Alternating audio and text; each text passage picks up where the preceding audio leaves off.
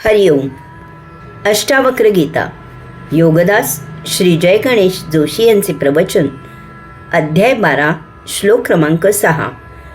कर्मानुष्ठानमज्ञानाद् यथैवो परमस्तथा बुद्ध्वा सम्यगिदं तत्व मेवमेवाहमास्थितः.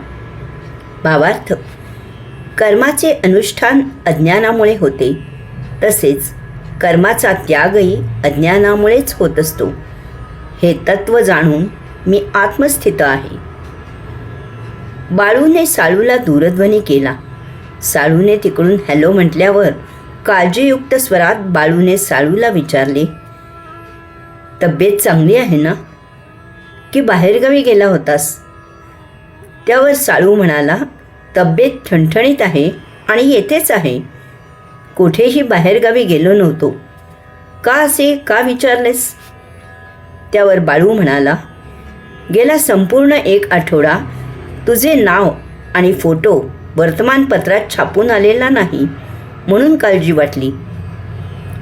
काही जणांना सवयच आहे अधूनमधून वर्तमानपत्रात नाव फोटो छापून आणायचा. काही जणांना विषयाशी संबंध असो किंवा नसो, सर्वत्र अध्यक्ष म्हणून जायची खोड लागलेली असते. तेथे समारंभ काहीही असो, आपल्याला येत असलेल्या विषयाबद्दल बोलायचे कारण एकच आहे, माणसाला कर्म केल्याशिवाय शांत बसवत नाही. सतत कर्माचे अनुष्ठान ठेवत असायचे. केलेल्या कर्माचा आणि न केलेल्या कर्माचाही उदो उदो करून घ्यायचा. कर्म करायचे आणि ते केल्याचा टेंभा मिरवायचा. प्रसिद्धीची खात्री करूनच कर्माचे अनुष्ठान ठेवायचे. कोणाचे काही छान झाले की ते आपल्यामुळेच झाले असे सांगत सुटायचे.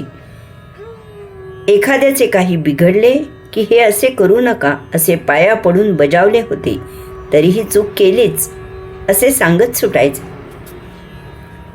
कर्म करून उबग आला तर कर्म करणे सोडून द्यायचे. कुठेतरी दूर निघून जायचे, निष्क्रिय व्हायचे, व्यसनाधीन होऊन पडून राहायचे. कष्ट करायला शरीर चांगले कार्यक्षम असूनही देह चांगला धडधाकट असताना स्वेच्छानिवृत्ती घ्यायची. मग वेळ जात नाही म्हणून नाटक सिनेमा पाहायचा किंवा कोणाकडे तरी जाऊन त्याच्या आवडीनिवडीचा विचार न करता निरर्थक गप्पाष्टक जोडायचे. वास्तवात नियती आपल्याकडून कर्म अकर्म असे जे योग्य असेल ते करून घेत असते. त्यासाठी कोणी काही मुद्दामून करायची गरज नसते. आपल्या संचितात असेल त्याप्रमाणे कर्म करायला आपला योग्य अशा मातायोनीत जन्म झालेला असतो. त्याप्रमाणे आपले प्रारब्ध घडत असते. त्यासाठी आपण काही करून त्यात बदल करायचा नसतो. तसे केल्याने आपले संचित संपत तर नाहीच, उलट त्यात भर होते. कोणालाही कर्म चुकत नाही. प्रत्येकाला कर्म करावेच लागते. नियती आपल्याकडून ते करून घेत असते. आपल्याला अज्ञानामुळे असे वाटते की कर्म आपण करत असतो. येथे कर्ता आणि करविता तो योगेश्वर आहे. आपल्या हाती काहीही नाही. त्याच्या मर्जीने सारे काही होत असते. त्याची मर्जी नसेल तर काहीही होऊ शकत नाही. आपण अट्टहास केला तर त्याची जबरदस्त किंमत भोगाच्या रूपाने आपल्याला द्यावी लागते. आपला गैरसमज असतो, आपला अहंकार असतो, आपले अज्ञान असते की आपण कर्ता असून आपल्याला पाहिजे तसे कर्म आपण केले आहे. वास्तवात नियतीकडून कर्म त्याचे ते होत असते. आपण एवढेच करायचे की त्यात अडथळा आणायचा नाही.